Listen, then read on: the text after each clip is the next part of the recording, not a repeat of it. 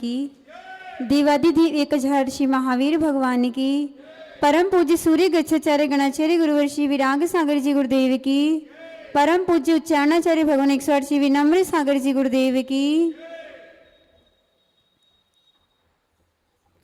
दो हमें अपनी शरण अपने जैसा आचरण, ओ मेरे गुरुदेव,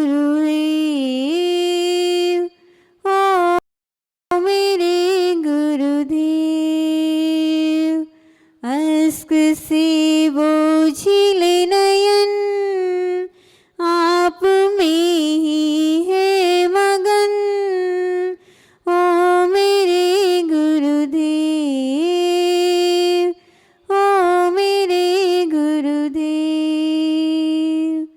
मिट दो अज्ञान मन का, प्रकट होवे आत्मबल।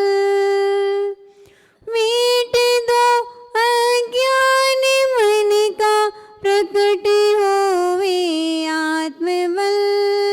हे गुरुवर आपकी वाणी है जैसे गंगा जल, भावनाओं का चमन, खिल गया मन का सुमन, ओ मेरे गुरुदेव, ओ मेरे गुरुदेव। आपका शुभ दर्श पाकर मन की कलियां खिल गई, आपका शुभ दर्श पाकर मन की कलियां खिल गई, आपका आशीष पाकर आत्मनिधियां मिल गई। हो मेरा जीवन परम धर्म का पाओ मरम, ओ मेरे गुरुदेव, ओ मेरे गुरुदेव। दो हमें अपनी शरण अपने जैसा आचरण, ओ मेरे गुरुदेव, ओ मेरे गुरुदेव, ओ मेरे गुरुदेव।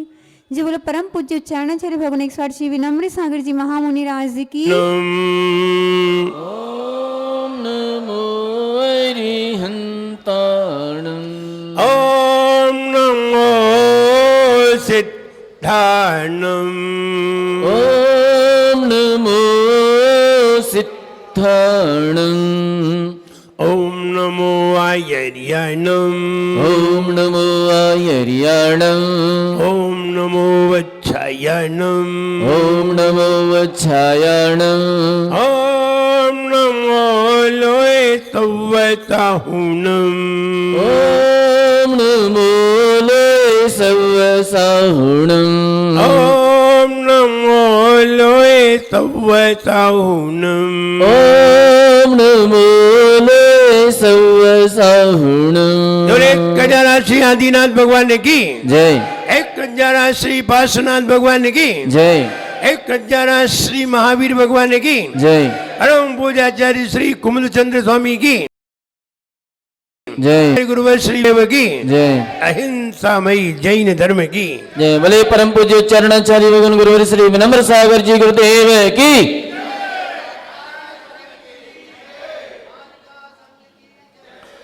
कल्याण मंदिर मुदार मवद्य भेदी पीता भय प्रदम निंदित मंग्री पद्मम संसार सागर निमत जदशीष जंतु भूताय मान मविनम मेदिनेश यस्य स्वयं सूर्य गुरुर गरिमांबुरा से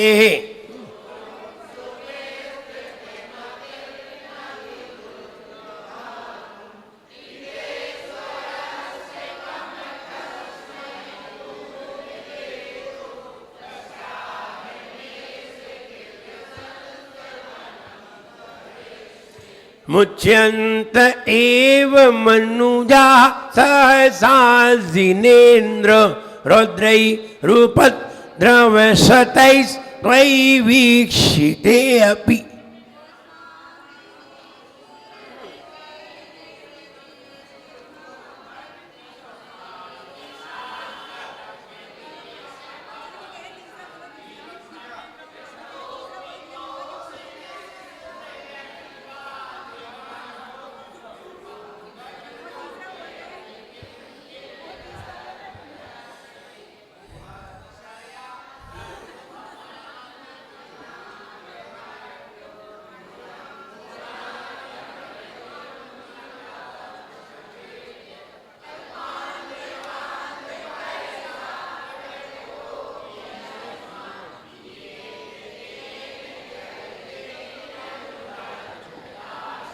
अव्युद्यतोऽस्मि तव जडाशयो।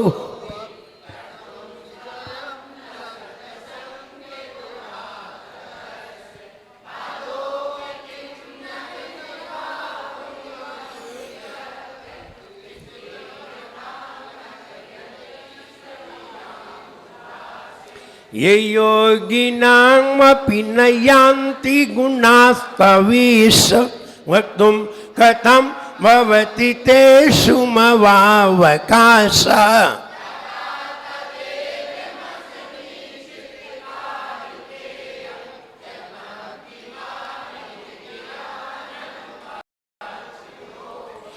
अस्तामचिन्त्य महिमा जिन्न संस्तवस्ते।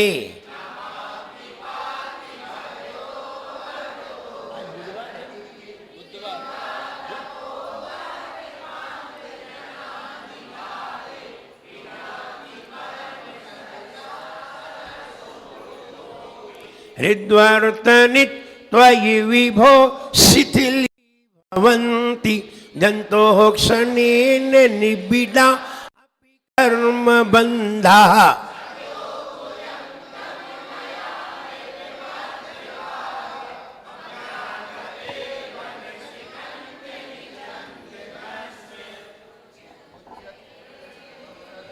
मुच्यन्त एव मनुजा सहसा जिनेन्द्र।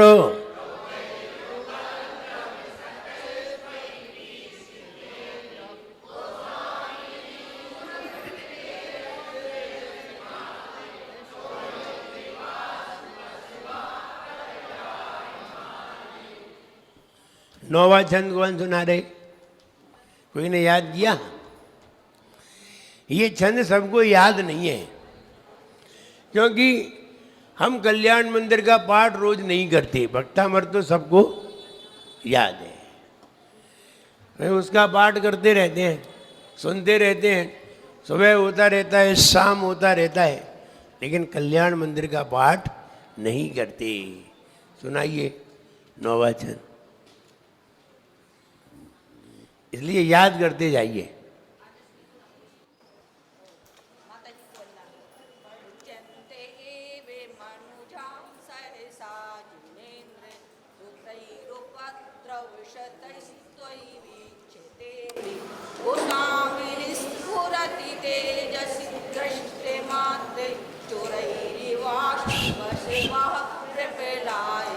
बहुत अच्छी, बिल्कुल सही सुनाया है।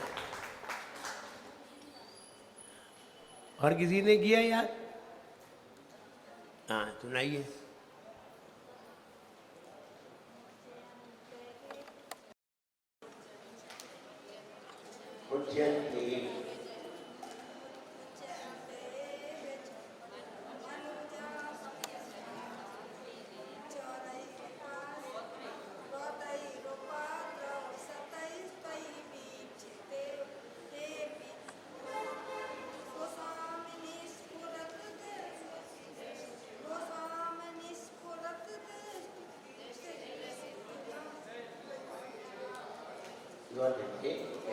याद तो है, खड़े होते ही घबरा जाए,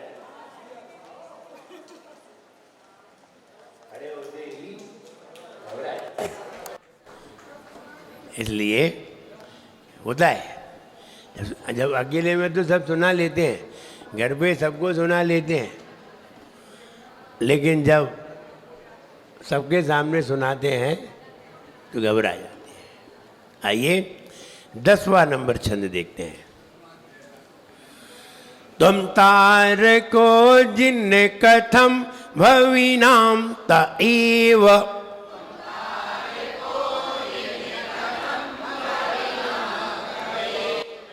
तुम तार को जिन कथम भविनाम तएव,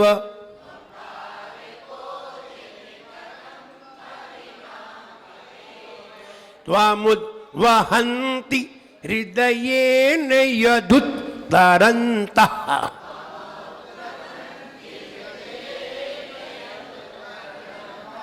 त्वमुद्वहन्ति हृदयेन यदुत्तरन्तः,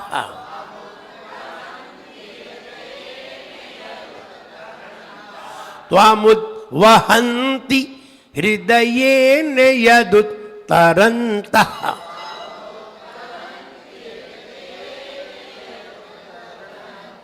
यद्वा ऋतिस्तरति यत् जलमेशैनून,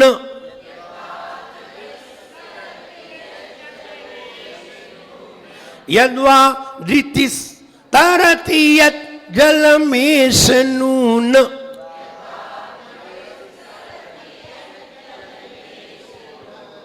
मन्तर्गतस्य मरुतः सकिलानुभावः,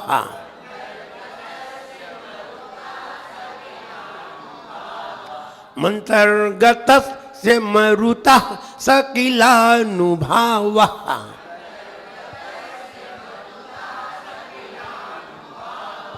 पढ़िए।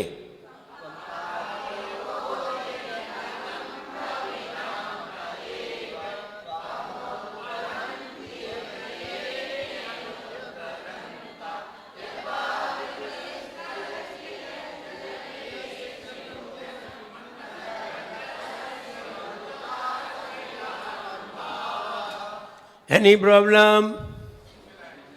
दूसरी लाइन और तीसरी लाइन फिर पूरा पढ़ते हैं। तुम तार को जिन कथम भविनाम तएव,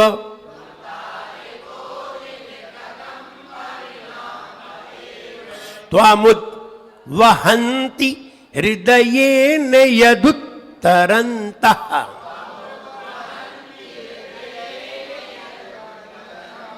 त्वमुद्वहन्ति हृदयेन यदुत्तरन्तः,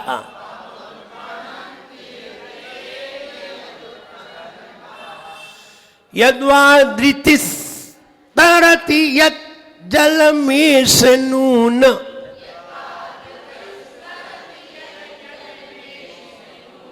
यद्वा धृतिस्तरति यत् जलमेशनून,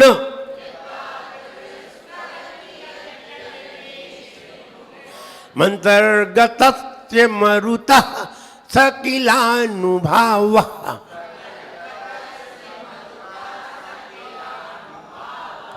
पढ़िए।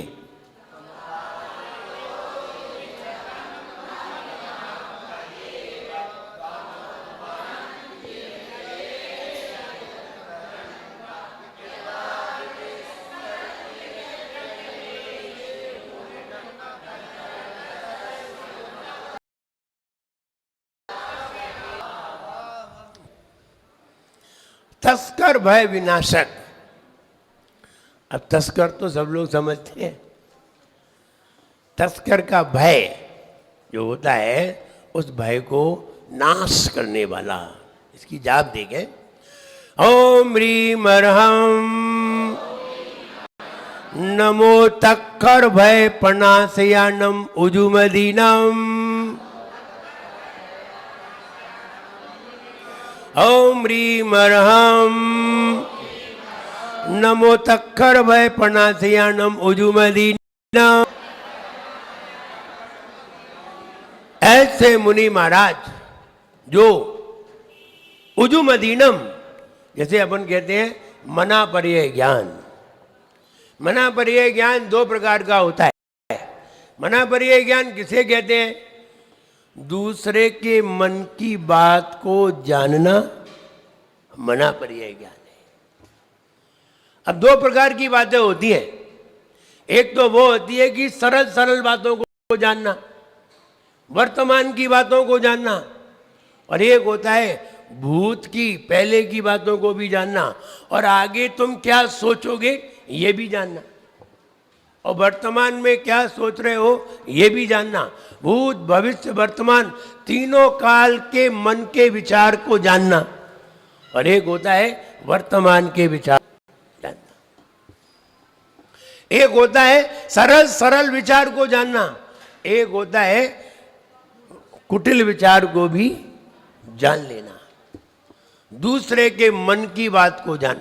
दूसरे की मन की बात कैसे जान सकते हैं बताओ? कोई जान सकता है? नहीं जान सकता। आप अपने मन की जानिए, और आप अपने मन की जानते रहिए, और आप अपने मन की जानते हुए आपके अंदर जो भी एक्शन होते हैं वे जानते रहिए। आप दूसरे के मन की जान जाओगे। बताओ, महिलाएं पुरुषों की बात जान जाती हैं या पुरुष महिलाओं की? कौन जान जाता है? महिलाएं पुरुषों की बात को जान जाती हैं या पुरुष महिलाओं की जान जाती हैं? महिलाएं जान जाती हैं, और पुरुष नहीं जान पाते। ये ऐसे बुद्धू है। जबकि आचार्यों ने ये कहा है कि मनुष्य ही होशियार है। केवल ज्ञान को प्राप्त करने वाला कौन? मनुष्य। और जान जाते पुरुषों में 23 अरब कोशिकाएं होती हैं मस्तिष्क में। पुरुषों में 23 अरब, 23 अरब, और महिलाओं में 19 अरब। वैज्ञानिकों ने खोज की कि किसके मस्तिष्क में कितनी कोशिकाएं होती हैं। ये तो वर्तमान के अनुसार है। इसका मतलब ये नहीं है कि जो बच्चे सब नाराज संगनधारी हैं उनकी भी 23 अरब होती होंगी। उनकी नहीं मालूम, क्योंकि उनकी तो अभी चेक ही नहीं हुई है। वर्तमान के मनुष्य की मनोवर्गणाएं, जो मानसिक सेल्स हैं मस्तिष्क में, जो सेल्स हैं, कोशिकाएं हैं, इनको 23 अरब निकली। मनुष्य में कितनी? 23 अरब। और महिलाओं में 19 अरब, 4 अरब कम निकली। अब वैज्ञानिकों की बात सही है कि नहीं है, इसको जैन दर्शन ने सिद्ध किया। जैन दर्शन ये कहता है अगर महिलाएं खूब पढ़ें, जिंदगी भर ज्ञान अर्जित करें, तो 11 अंग के पाठी बन सकती हैं, द्वादश अंग की नहीं बनती। सुलोचना, द्रौपदी, सीता जी, अनंतमती आदि आदि आरिकाएं 11 अंक की पाठी हुई, द्वादशांक की नहीं हो पाई। द्वादशांक के ज्ञान की क्षमता उनके अंदर नहीं है। तो वैज्ञानिक कहते हैं 4 अरब सेल्स कम है। इसके कारण उन्हें 11 अंग का ज्ञान होता है, और पुरुषों में 4 अरब सेल्स ज्यादा है, इसलिए उन्हें द्वादशांग का ज्ञान होता है, पूरे द्वादशांग का। और जिसको द्वादशांग का ज्ञान हो सकता है उसको ही केवल ज्ञान होता है। 11 अंग के ज्ञान वाले को केवल ज्ञान नहीं होता। इसलिए उजुमती वे मुनि महाराज जिन्हें मना पर्याय ज्ञान है, सेल्स उन्होंने इतने खोले कि दूसरे के मन की बात को भी जानने लगे। पहले अपने मन की जानो, फिर दूसरे की मन की जान पाओगे। अपने मन की ही नहीं जान पा रहे, इसलिए अपने मन की जब जान जाओगे तो अपने आप दूसरे के मन की जान जाओगे, क्योंकि जैसा तुम्हारा एक्शन होगा और वैसा एक्शन दूसरे का होगा तो तुम बता दोगे कि तुम ये सोच रहे थे, क्योंकि ऐसे एक्शन पर हम ऐसा सोचते हैं तो दूसरे को भी बता दोगे। भाई आपने नींबू खाया, नींबू चाटा है ऐसे ही, तो बताओ आंख कैसी हो जाती है? नींबू खाते समय मुंह कैसा हो जाता है? आंख छोटी हो जाती है, आंख मिच जाती है, मुंह टेढ़ा मेढ़ा होने लगता है। अब सामने वाला कोई व्यक्ति अपना मुंह टेढ़ा मेढ़ा कर रहा है वैसा ही, तो आप उससे क्या कहोगे? क्या बात है, नींबू खा रहे हो क्या? उससे यही कहोगे। क्यों कहोगे? अब तुमने ये क्यों कहा कि नींबू खा रहे हो क्या? तुमने ऐसा क्यों कहा कि आपने उसका एक्शन देख करके कहा है, एक्शन को देख करके कहा है। एक्शन का अनुमान गलत भी हो सकता है और सही भी हो सकता है, लेकिन मन की बात को जान लिया है तो वो वाला विचार गलत नहीं हो सकता। इसलिए महिलाएं पुरुषों की बात कैसे जान लेती हैं और पुरुष महिला की नहीं जान पाते? बताओ। ज्ञानी लोग महिलाओं की नहीं जान पाते और महिलाएं पुरुषों की जान जाती हैं। जब वो खाना खिलाती हैं तो मुंह जरूर देखेंगी। अब मुंह जब कुछ भी खिलाएं मुंह जरूर देखेंगे और मुंह देख के कर लेती है कि हमारे उसमें किस चीज की कमी है। और पुरुष खिलाए तो मुंह कम देखेगा, वो ये ज्यादा देखेगा कि क्या खा रहे हैं। पुरुष में महिलाओं में यही अंतर है, पुरुषों में महिलाओं में यही अंतर है। अगर महिला आहार कराए किसी को भी, कोई ब्रह्मचारी को, दीदियों को, महाराजों को, तो महिलाएं जब आहार कराएंगी तो मुंह देखेंगी और पुरुष कहीं आहार कराए तो हाथ देखेगा क्या खा रहे हैं। दोनों में बहुत अंतर है। अगर दाल में नमक नहीं है या दाल में कोई चीज की कमी रह गई या दाल में कोई किसी ने फिटकरी डाल दी और फिटकरी डल गई नमक की जगह, डालता तो कौन है, डल गई नमक की जगह और दे रहे हैं, तो महिला तो पता कर लेगी, पुरुष पता कर लें ये उनमें इतनी क्षमता। मैं तो कहीं तुम खाओ और नहीं खा रहे तो नहीं खाओ। और महिला ये सोचती है कि क्यों नहीं ले रहे, क्या कमी रह गई इसमें, क्योंकि वो बनाते हैं तो वो समझते हैं इसमें क्या कमी रह गई। और पुरुष कहते खाना है खाओ, नहीं खाना है तो। अंतर है। महिलाओं से कहीं मारा अंतराय हो जाए तो बहुत दुखी होंगे, रोएंगे, दिन भर खाना नहीं खाएंगे। और पुरुष से हो जाए, अरे ठीक है महाराज को तपस्या करन दो। ये अंतर है। ये अंतर क्यों है? एक बार महाराज का अंतराय हो गया विनंदनगर महाराज जी का, तो एक श्रावक आया जिससे अंतराय हुआ, बोले आज महाराज का तपस्या का दिन। में पुरुषों के लक्षण आ जाएं, महिलाओं में पुरुषों के लक्षण आ जाएं तो वे मोक्ष मार्ग पे लग जाएं, तो वे मोक्षगामी बन जाएं। और पुरुषों में महिलाओं के लक्षण आ जाएं तो पुरुष मोक्षगामी हो जाएं। दोनों में अंतर है। पुरुषों में महिलाओं के लक्षण यानी कोमलता आ जाए, सहनशीलता आ जाए, विनम्रता आ जाए, झुकने का भाव आ जाए, समायोजन करने का भाव आ जाए, तो पुरुष मोक्षगामी हो जाए। और महिलाओं में गुस्सा आ जाए, अड़ियलपना आ जाए तो महिलाएं मोक्षगामी हो जाए। जो महिलाएं अड़ियल होती हैं वे ही माता जी बनती हैं, सीधी सादी नहीं बनती। सीधी सादी तो चुपचाप बताओ की संगे जाने हैं उसके साथ चली जाती है, ये सीधी सादी होती है। उन्हें अड़ियल होती है, नहीं हम जैसा चाहेंगे वैसा करेंगे, वे ही लोग संयमी हो पाते हैं, हर कोई थोड़ी हो पाता है।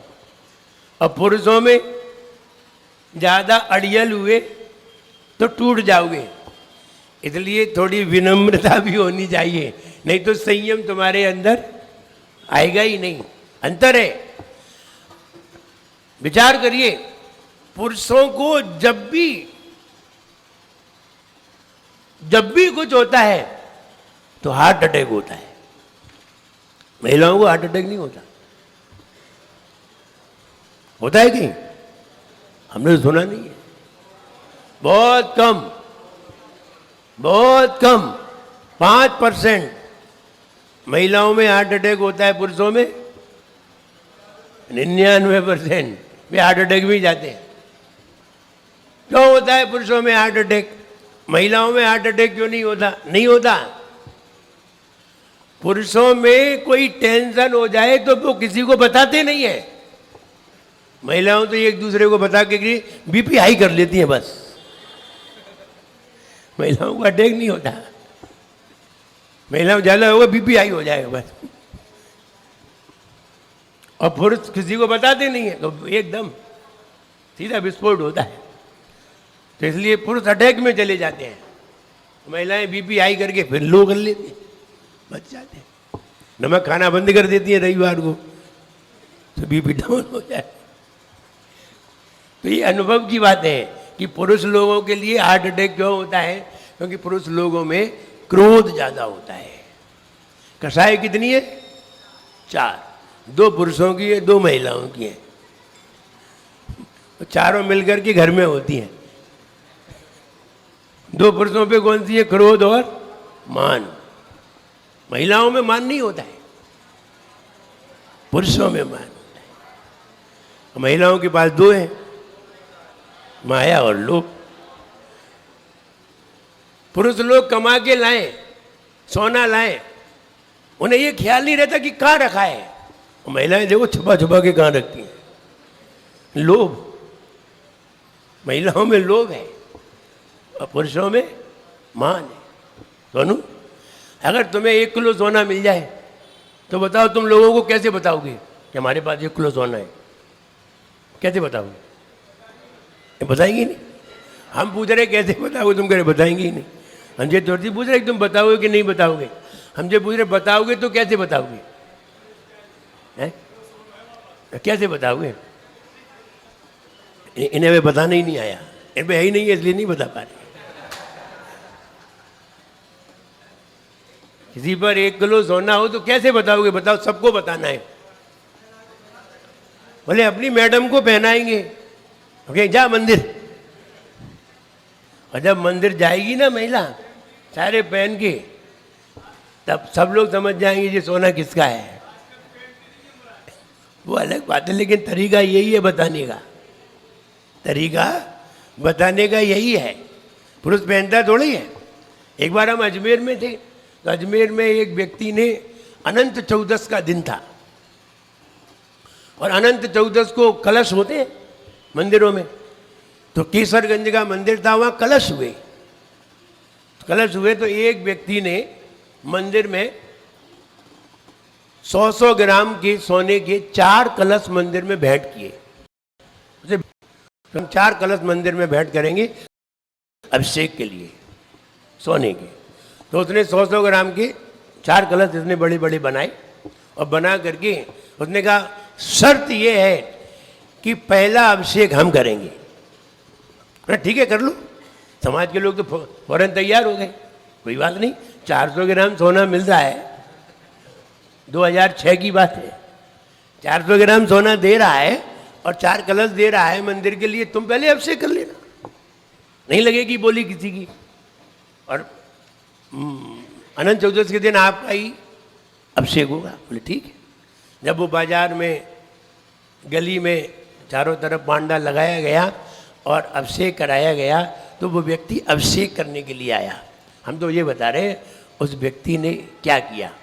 जब उसने चारों कलश ले करके और दो भाई एक इधर खड़े हो गए, एक इधर खड़े हो गए और दो दो कलश ले करके जब अभिषेक किया पूरी समाज के सामने और बाद में उन्हें भेंट किया तो हमने उस व्यक्ति को देखा। वो व्यक्ति यहाँ से लेके यहाँ तक हार पहने हुए था, एक हार, दो हार, तीन हार, फिर वो कमर में वो क्या लटकाई जाती है, करदनी, वो हाथ में ये महिलाएं 5 उंगली में वो पहनती है अंगूठी, इस हाथ में और यहाँ हाथ में, यहाँ हाथ में, वो सारा सोना, मुझे लगता है वो 1-1.5 किलो सोना पहन के आया और 1-1.5 किलो सोना पहन के उसने भगवान का अभिषेक किया। फिर वो चारों कलश दे दिए। हमने कहा, फिर हमने सोचा अब महिलाएं तो अभिषेक करती नहीं है, महिलाएं अभिषेक करती होती तो पहना के भेजता, तो इसने खुद ही महिलाओं के सारे गहने पहन लिए, अब पहन करके भगवान का अभिषेक किया। तो हमने कहा तुमने इतना सारा सोना पहन के अभिषेक क्यों किया? बोले महाराज ठाट बाट से अभिषेक करना चाहिए, दिखाने के लिए नहीं। तो हमने कहा तुमने दिखाने के लिए नहीं किया तो इसके ऊपर दुपट्टे ही पहन लेते हैं, पहन करके जो तुमने पहना था इसके ऊपर दुपट्टा पहन लेते तो दिखता नहीं। बोले ऐसे कैसे? तो दिखाने के लिए ही तो तुमने किया था। तो कहने का मतलब ये है कि उसने जो भगवान का अभिषेक किया तो उसकी भावना थी, बहुत अच्छी भावना थी। तो कहने का मतलब ये है कि पुरुषों के पास क्रोध और मान, महिलाओं के पास माया और बस, चारों चीजें जब इकट्ठी हो जाती हैं एक घर में तब घर चलता है। दोनों में क्रोध इकट्ठा हो जाए तो झंझट हो जाता है। इसलिए कभी कभी कहते हैं मंगली मिल जाते हैं तो फिर झंझट हो जाता है, क्योंकि मंगल तो लाल है, अब दोनों ही लाल है, फिर तो झंझट होना ही है। तो इसलिए क्रोध मान एक तरफ और माया और लोभ एक तरफ। पुरुष क्रोध में आएगा तो महिला बिल्कुल शांत हो जाए, बिल्कुल चुप हो जाए, ठीक है, धीरे धीरे अपने आप ठंडे हो जाओगे फिर बात। तो कहने का मतलब ये है कि चारों कषाएं हमारी एकत्र होती हैं तो पुरुष में क्रोध और मान पाया जाता है। जो व्यक्ति दूसरे की मन की बात को जानना चाहता है वो व्यक्ति पहले विनम्र बने, पहले विनम्र हो, लघुता उसमें आए और लघुता आकर के वह ध्यान करे और ध्यान में अपने मन की हर बात को पकड़ना सीखे और किस बात पर कैसे एक्शन होते हैं ये भी जानकारी लें, फिर जाकर के वो दूसरे के मन की बात को जान सकता है, नहीं तो नहीं जान सकता। इसलिए मना पर्याय ज्ञान किन्हीं मुनिराजों को तपस्या के बल पर हुआ करता है और तपस्या में भी जो साधु बहुत ही विनम्र और सहनशील और सहज होते हैं उनको ही ये मना पर्याय ज्ञान होता है, हर किसी को नहीं होता। तपस्या तो बहुत करते हैं लेकिन ये वाला ज्ञान हर किसी को नहीं होता। इसे कहते हैं ऋजुमति, सरल बातों को जो जानता है वे मुनि महाराज ये 7-8 भव के जीवों की बात को जानता है, ज़्यादा नहीं जानता, 7-8 भव के लोगों की बात को जानता है। विपुलमति मना पर्याय ज्ञान जो कल आएगा बहुत सारे, इसमें सरल बातों को जाना जाता है, बच्चों जैसी बातें जाना जाती हैं। वर्तमान में तुम क्या सोच रहे हो ये जानता है, तुम बाद में क्या सोचोगे, तुमने पहले क्या सोचा था ये नहीं जानता। इसलिए ये ऋजुमति है। ऋजु माने सरल, ऋजुमति मना परिय ज्ञान। तो ये मना परिय ज्ञान, ये मना परिय ज्ञान जिन मुनि महाराज को होता है, वे मुनि महाराज इस भव से मोक्ष जाएं या ना जाएं जरूरी नहीं है। इस भव से मोक्ष जा भी सकते हैं और नहीं भी जा सकते, लेकिन अगले भव से अवश्य ही मोक्ष जाते हैं। लेकिन अगला जो विपुल ज्ञानधारी होते हैं वे उसी भव से मोक्ष जाते हैं।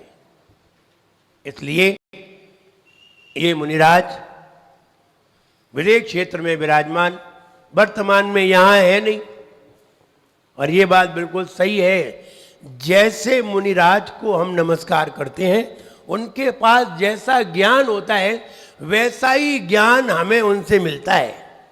नमस्कार करने से वैसी ही ऊर्जा हमें प्राप्त होती है। और अगर जैसा ज्ञान नहीं है वैसी ऊर्जा हमें प्राप्त नहीं होती। इसलिए किसी को भी नमस्कार करते समय, किसी से भी उनका भाव लेते समय, उनके गुणगान गाते समय उनके गुण भी देख लेना।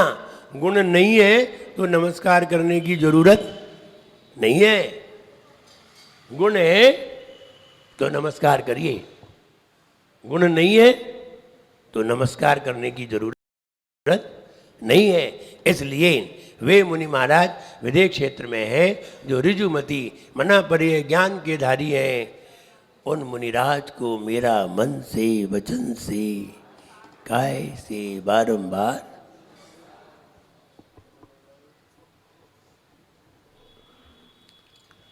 आइए छंद का अर्थ देखते हैं, जरा चित्र में देख लीजिए। कुछ लोग समंदर में डूब रहे हैं, कुछ लोग समंदर में डूब रहे हैं, और कोई एक व्यक्ति जो नाव में बैठा हुआ है समंदर के ऊपर तैर रहा है, समंदर को पार कर रहा है। भगवान पार्श्वनाथ विराजमान है और लोग भक्ति कर रहे हैं, इधर से भी नमस्कार कर रहे हैं, उधर से भी नमस्कार कर रहे हैं, भगवान का ध्यान कर रहे हैं। और जो व्यक्ति नाव में बैठा हुआ है वो भगवान का भी ध्यान कर रहा है। अब चित्र में देख करके छंद में देखिए क्या कहते हैं। चित्र में तो यही दर्शाया है कि जो नाव चल रही है किसके बल पर चल रही है, नाव किसके बल पर, पानी के ऊपर चल रही है।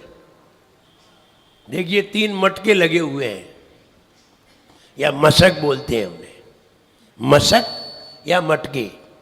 3 मटके लगे हुए हैं, वो भी उल्टे लगे हुए हैं, सीधे नहीं लगे। सीधे लगते, सीधे भी लगा दो तो भी कोई फर्क नहीं पड़ता, और उल्टे भी लगा दो तो भी कोई फर्क नहीं पड़ता। तो है बोले उल्टे में पानी भर जाएगा,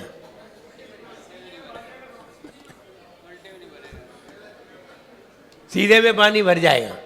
उल्टे मटके लगे हुए हैं तो वो नाव किसके बल पर चल रही है, मटके के बल पर।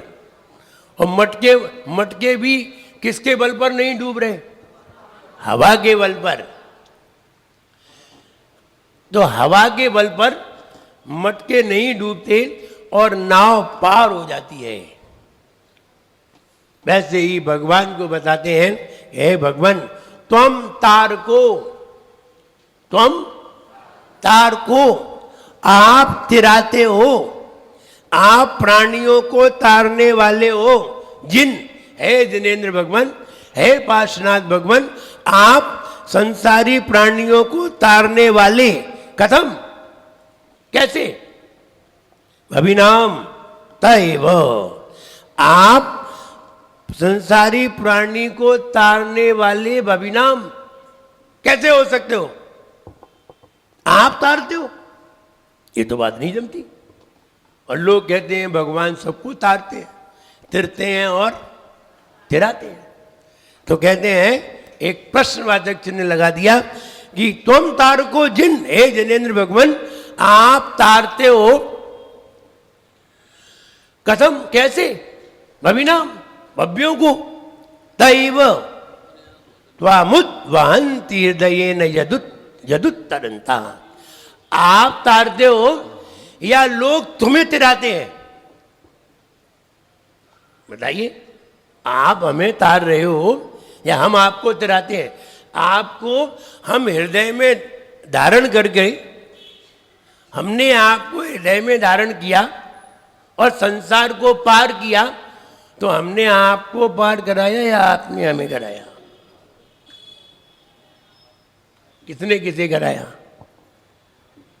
आपको हमने हृदय में धारण किया और हमने आपको हृदय में धारण करके संसार को पार किया, तो हमने आपको कराया या आपने हमें कराया? फिर भी हम कह रहे हैं कि हमने आपने हमें कराया है। और करने में क्या दिख रहा है कि हमने धारण तो हमने आपको किया है, पार तो हम हुए, आप मेरे साथ हो गए।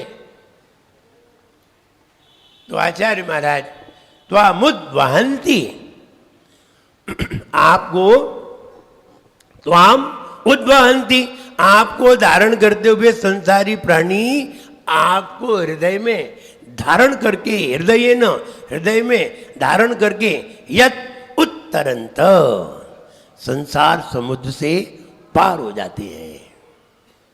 यद्वा संसारी प्राणी ही तुमको तिरा कर जाते हैं तो ठीक है, उनने आपको, आपने उन्हें तिराया और उन्होंने आपको। अब आगे कह रहे, इसके बाद के अगले वाले छंद में बिल्कुल क्लियर करेंगे, अभी इस छंद में इतना क्लियर नहीं है। इसमें तो ये कहा है, हे भगवान हम आपको तिराते हैं या आप हमें तिराते हैं, यहां तो प्रश्न कर दिया है। फिर कहते हैं यद जल यद्वा दितिस तरत यद जल मेष न, हे भगवान वे संसारी प्राणी तुम्हें ही तिराते हैं। तो अब वो कह रहे हैं जैसे कि चर्म पात्र है, मशक, मशक पार कराती है,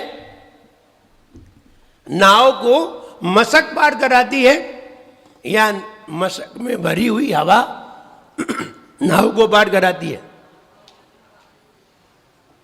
मशक नाव को पार कराती है या मशक में भरी हुई हवा नाव को पार कराती है? बोले मशक में भरी हुई हवा नाव को पार कराती है। जैसे मशक में भरी हुई हवा नाव को पार कराती है, वैसे ही आप हवा के समान हृदय में बैठे हुए हैं, आप ही संसारी प्राणी को पार कराते हैं। आपको संसारी प्राणी पार नहीं कराता, आप हवा के समान है, आप हवा के समान है जो दिखाई नहीं देते, लेकिन फिर भी संसारी प्राणी को पार करा देते हैं। आप हवा के समान है। अगले छंद में बताएंगे कि हे भगवान आप तो अनंत गुणों से कितने भारी हो गए हैं, आपको हम धारण करेंगे तो हम डूबेंगे कि तैरेंगे? आगे उसमें बताएंगे। अच्छे प्रश्न किए और प्रश्न करके अच्छे उत्तर भी दिए हैं, सटीक उत्तर भी दिए हैं। तो यहाँ कह रहे हैं तुम तार को जिन, हे भगवान आप तारने वाले कथम कैसे, भविनाम भव्यों को, आप भव्यों को तारने वाले कैसे हो सकते हैं? तएव भव्य ही आपको अपने हृदय में धारण करके तर जाते हैं। तो आपने तारा कि भव्य खुलती रहे। आप भव्यों को तारने वाले कैसे हो सकते हैं? भव्य जीव ही आपको हृदय में धारण करके तिर जाते हैं। यद्वा जैसे संसारी प्राणी ही तुमको तिरा कर जाते हैं, तो कहते तो ठीक ही है। दितिस तरति यद जल मेष नून, यद माने जो चर्म पात्र जल में तिरता है, तो सत्य बात तो ये है कि निश्चय से वह मशक वायु का ही प्रभाव है, न कि और किसी का।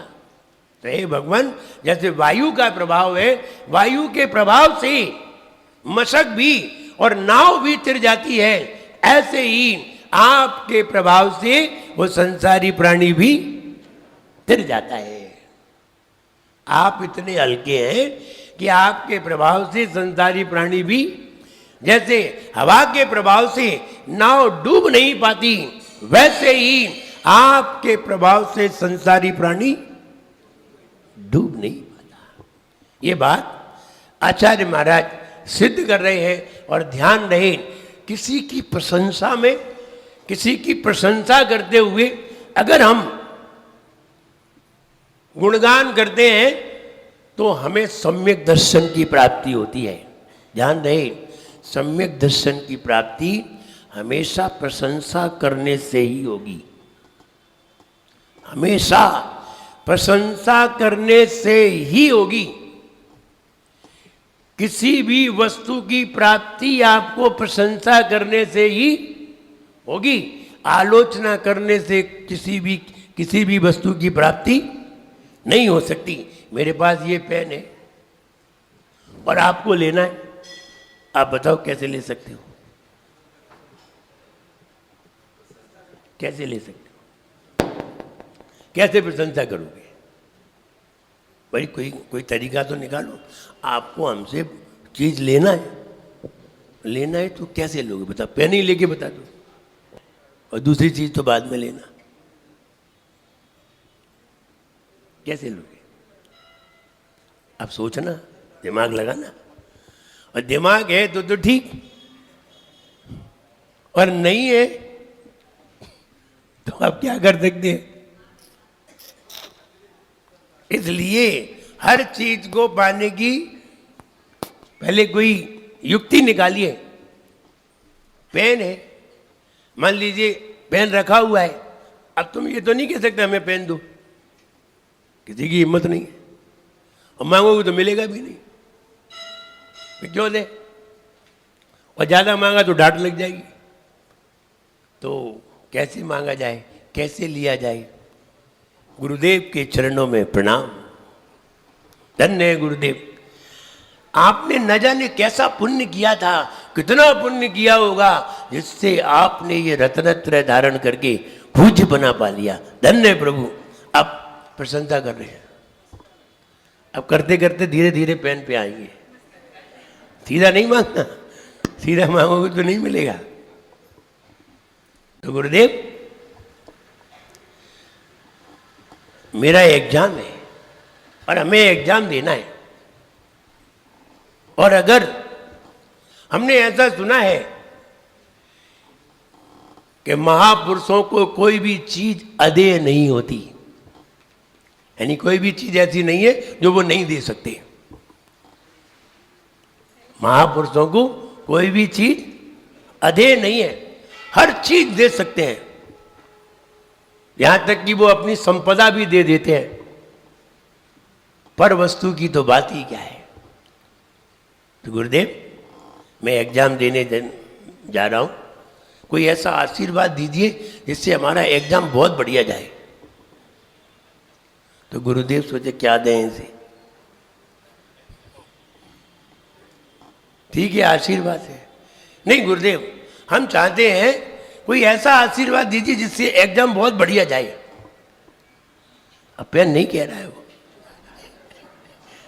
और पेन को बार बार देख रहा है वो। अरे समझ गए, और उसने पहले ही प्रशंसा इतनी कर दी, तो जैसे ही प्रशंसा, अच्छा ले मेरा पेन ले जा। अरे गुरुदेव, यही तो चाहते थे, ये है ट्रिक। और सीधे आके तुम पेन मांगते तो नहीं मिलता। गुरुदेव का पेन मिल जाए बहुत मुश्किल है, नहीं मिलता। और ऐसा भी कर सकते हैं कि हो सकता है गुरुदेव पे एक ही पेन हो, तुम 2 पेन और ले आओ। गुरुदेव, ये मेरा पेन आप रखिए, हम चाहते हैं आपकी कलम से आपका नाम लेते हुए हम अपने रोल नंबर लिखें। ऐसे ले लो, 1 रख के 2 रख के 1 ले लो, या 1 रख के 1 ले लो। गुरुदेव का तो मिल गया, ये सबसे बड़ी बात है। तो ट्रिक होना चाहिए लेने की। और अगर लेने की ट्रिक तुम्हारे अंदर नहीं आई तो तुम कुछ नहीं ले सकते। हमसे ले नहीं पा रहे हो, भगवान से लेने चले हो, जो ना देखे ना बोले, उनसे लेने चले। सम्यक दर्शन बड़ी मुश्किल से मिलेगा, बहुत प्रशंसा करनी पड़ेगी, कितने गुणों की प्रशंसा करनी पड़ेगी, कितने सारे गुणों को स्मरण करना पड़ेगा और उनके सामने गाना पड़ेगा और उन्होंने जैसा कहा है वैसा अनुकरण करना पड़ेगा, तब कहीं जाकर के भी प्रसन्न होंगे। तुम खूब कहते रहो पार्श्वनाथ देव से आपकी करूं सदा,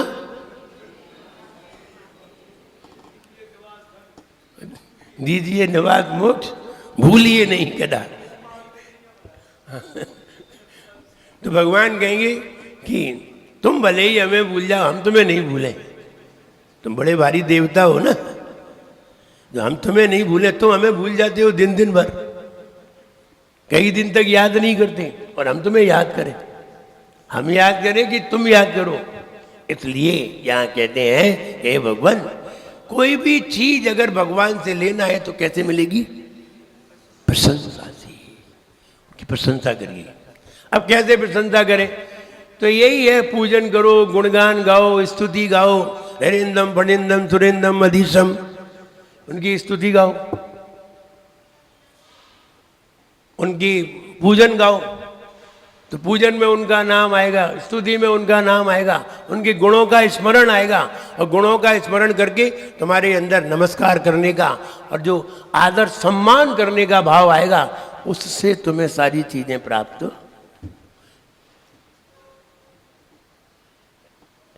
होंगी। आपने बहुत दिन पहले, शायद 20 साल पहले किसी ने हमें एक चीज बताई थी। एक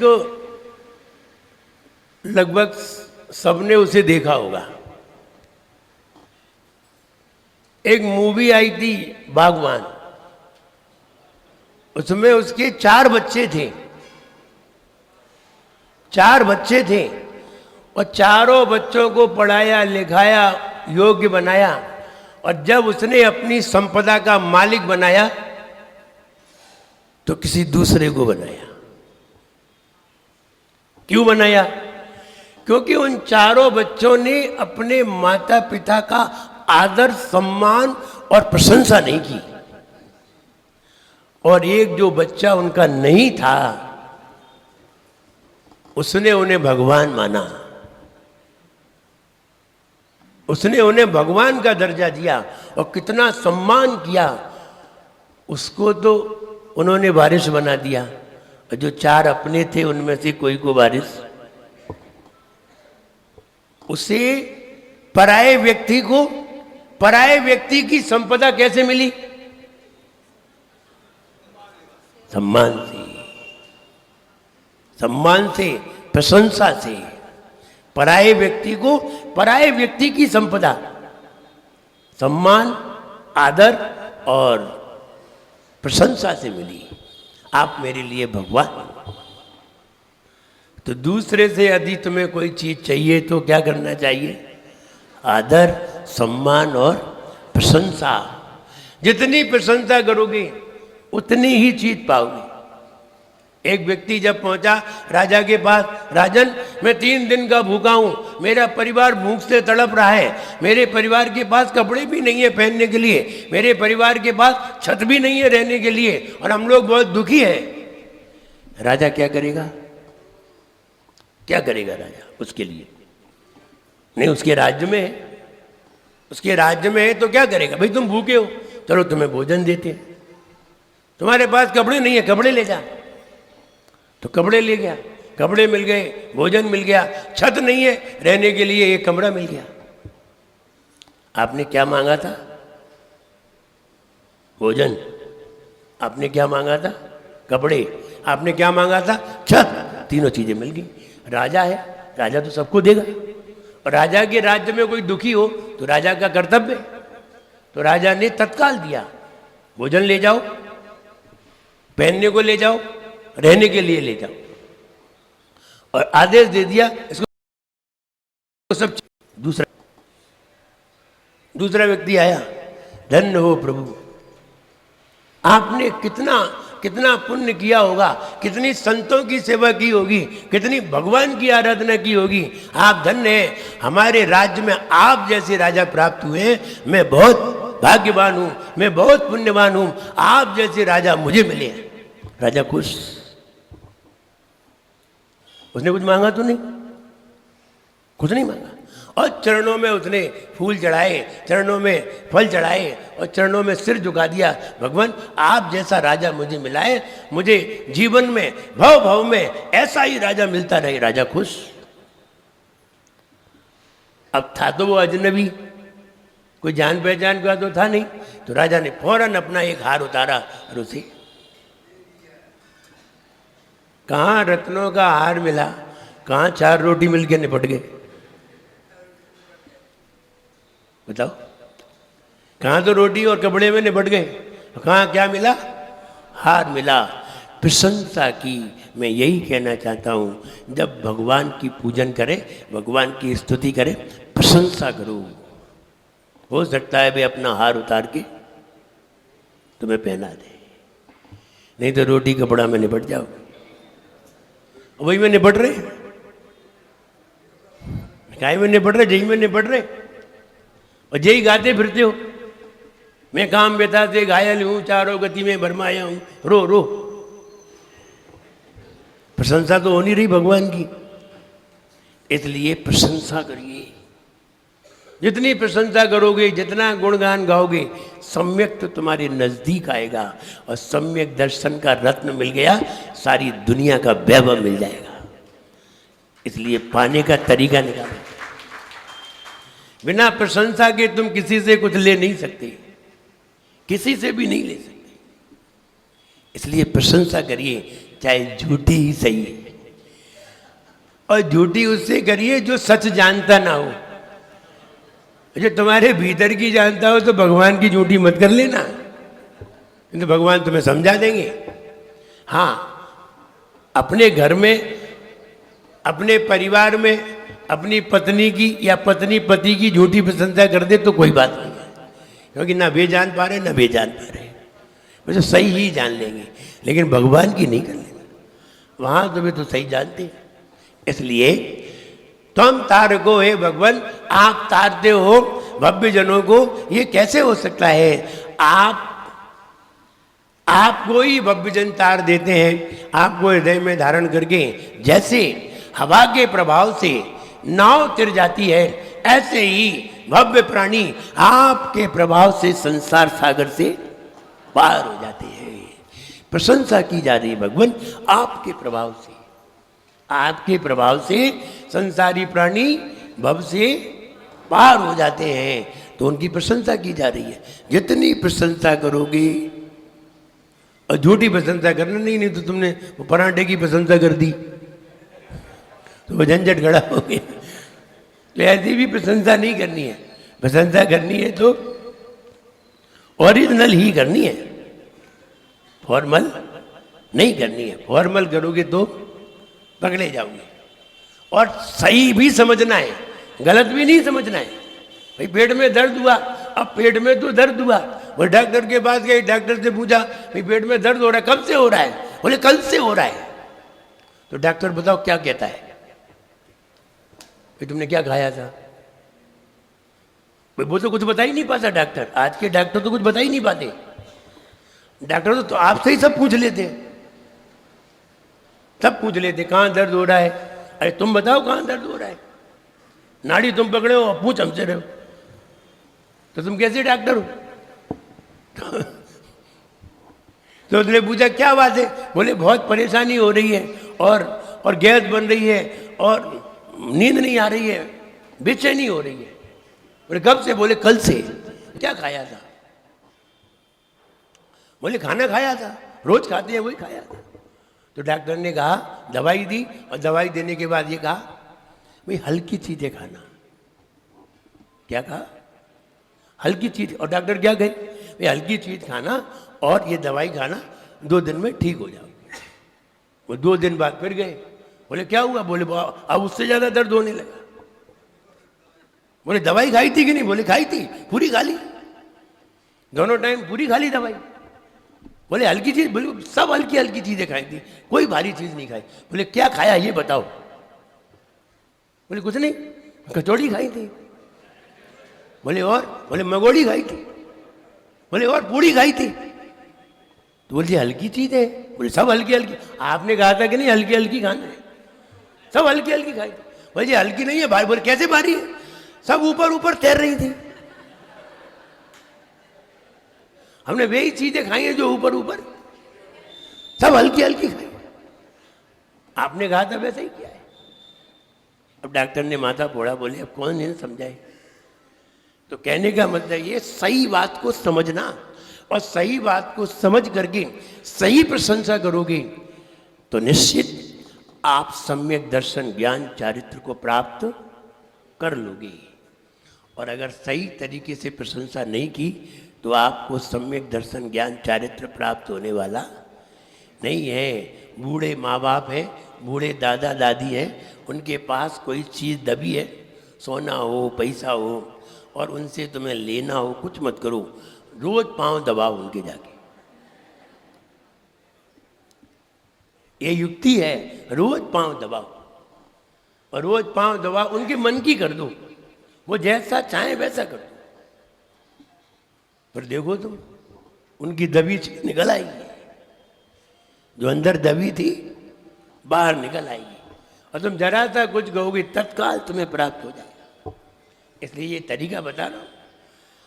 अड़ के, अहंकार दिखा के अथवा रुतबा दिखा के तुम किसी से कुछ भी नहीं ले सकते, और विनम्रता से, लघुता से, सेवा करके और प्रशंसा करके तुम हर चीज प्राप्त कर सकते हो। पराये व्यक्ति से भी चीज प्राप्त कर सकते हो, अपने तो है ही क्या, अपनों से तो मिल ही जाएगा। इसलिए हम यही कहना चाहते हैं, हे भगवान, आपको हृदय में धारण करके संसारी प्राणी संसार से पार हो जाते हैं। सो ठीक ही है, जैसे मशक में, मशक अथवा नाव अगर पार होती है तो वो मशक के प्रभाव से होती है। अगर मशक में हवा ना हो तो नाव कभी भी पार नहीं हो सकती। ऐसे ही आप हृदय में हैं तो संसारी प्राणी संसार से पार हो जाता है। आइए फीट करने के लिए तैयार होते हैं।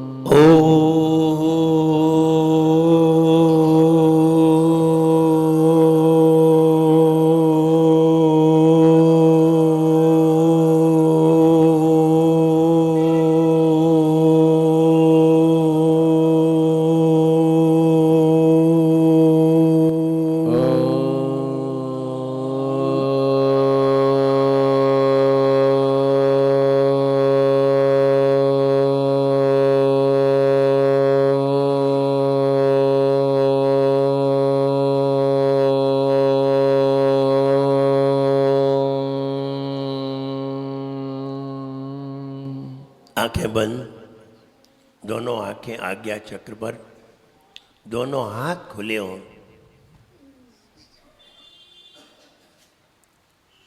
हे भगवान, जैसे मशक में हवा, लगभग में हवा के प्रभाव से लोग पानी में तैरकर पार हो जाते हैं। हे भगवान, जैसे मशक में हवा के प्रभाव से लोग पानी में तैरकर पार हो जाते हैं। हे भगवान, जैसे मशक में हवा के प्रभाव से लोग पानी में तैरकर पार हो जाते हैं, भव्य जन पानी में तैरकर पार हो जाते हैं, वैसे ही आपके प्रभाव से लोग संसार समुद्र से पार हो जाते हैं। वैसे ही आपको हृदय में धारण करके, वैसे ही आपको हृदय में धारण करके लोग संसार समुद्र से पार हो जाते हैं। हे भगवान, जैसे मशक में हवा के प्रभाव से लोग पानी में तैरकर पार हो जाते हैं, जैसे मशक में हवा के प्रभाव से लोग पानी में तैरकर पार हो जाते हैं, वैसे ही आपको हृदय में धारण करके भव्य प्राणी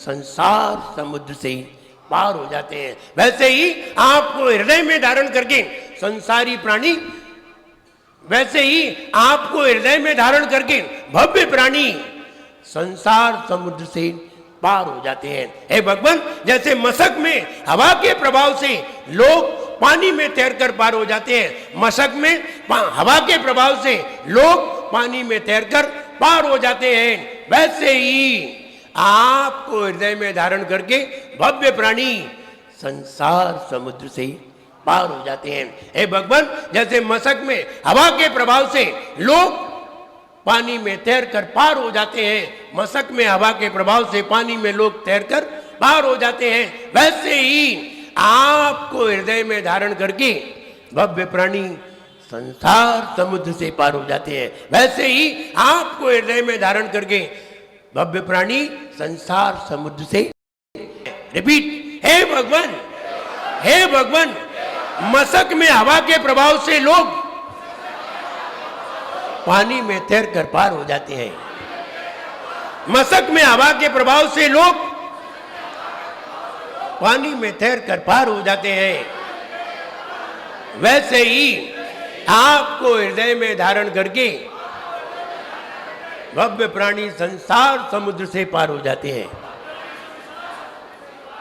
हे भगवान, जैसे मशक में हवा के प्रभाव से लोग पानी में तैरकर पार हो जाते हैं, वैसे ही आपको हृदय में धारण करके भव्य प्राणी संसार समुद्र से पार हो जाते हैं। क्लियर? फीट हुआ? फीट हुआ? कौन सुना रहे? हाँ सुनाइए, पीछे से सुना रहे।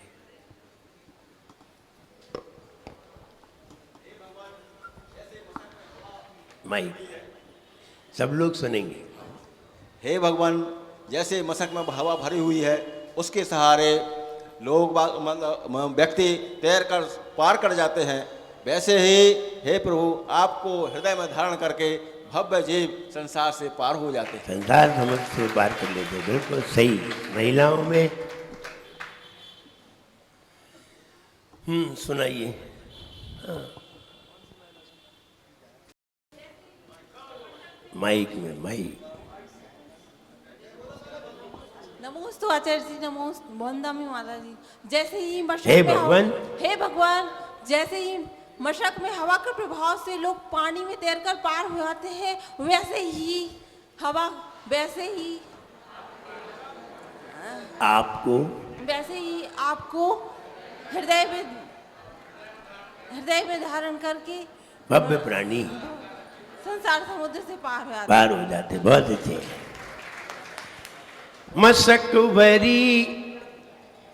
मशक भरी वायु तो वह भी डूब न सागर पाती है, सागर में रह कर के भाई वारिधि से तीर जाती है।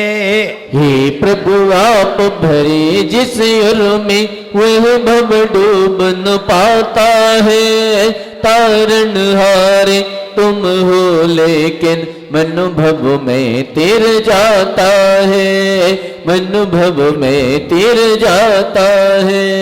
कल्याणों के धाम वे पार्श्वनाथ भगवान, उन प्रभुवर को मैं सदा करूं विनम्र प्रणाम। उपसर्गों को जीत कर पाया केवल ज्ञान, पार्श्वनाथ जिन देव को लाखों बार प्रणाम। जो भवि तुमको और में धरता वही प्राणी भव में तीरता, तेरा ही प्रभाव है भगवान शिव रमणी वह प्राणी वरता। मस्क भरी हुई है पानी में वह पड़ी हुई है, तिरती जाती नहीं डूबती, यह प्रभाव वायु का ही है, यह प्रभाव वायु का ही है। कल्याणों का धाम यही स्तोत्र बताए रे। कल्याणों का धाम यही स्तोत्र बताए रे। प्रभु को हो पार्श्व प्रभु को हम शीश झुकाए। कल्याणों का धाम यही स्तोत्र बताए रे। हो कल्याणों का धाम यही स्तोत्र बताए रे। मसक न पार कराती है हवा पार करवाती है। मसक न पार कराती है हवा पार करवाती है। बात समझिए आती है, बात समझिए आती है। बात समझिए आती है, बात समझिए आती है। पार कराते प्रभु हमें या हम पार कराते हैं। पार कराते प्रभु हमें या हम पार कराते हैं। दिल में प्रभु बैठे हो, दिल में प्रभु बैठे पार कराए। जीवन है पानी की बूंद कब मिट जाए रे। हो जीवन है पानी की बूंद कब मिट जाए। अनहोनी होनी अनहोनी कब क्या घट जाए। जीवन है पानी की बूंद कब मिट जाए रे। हो जीवन है पानी की बूंद कब मिट जाए